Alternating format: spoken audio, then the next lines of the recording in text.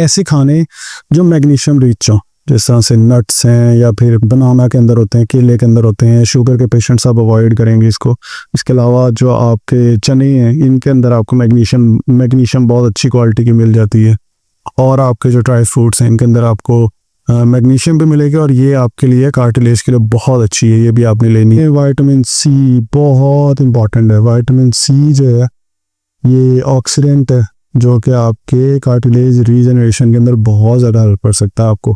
Cartilage आसानी से regenerate नहीं होती क्योंकि कार्टिलेज के पास खून की सप्लाई बड़ी कम जाती। ये खाने आपको फ़ायदा बहुत देंगे। विटामिन सी, ये तो रिसर्चेस के अंदर भी पब्लिश हो चुके हैं कि विटामिन सी जो आपके कार्टिलेज रीजनरेशन के अंदर हेल्प करती है। इसके अलावा का विटामिन सी के अंदर कौन से खाने आते हैं ये आप पूछ सकते हैं।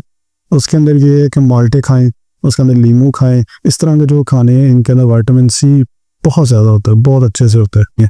लीमू फुल ऑफ विटामिन सी, ये आपने लाजमी लेना है। लेकिन इसके साथ एक मैं आपको प्रो टिप बताता हूँ कि आपने लीमू का जूस निकाल लेना है। सिर्फ लीमू का जूस निकालने के बजाय साथ में आप अदरक को भी ऐड करें।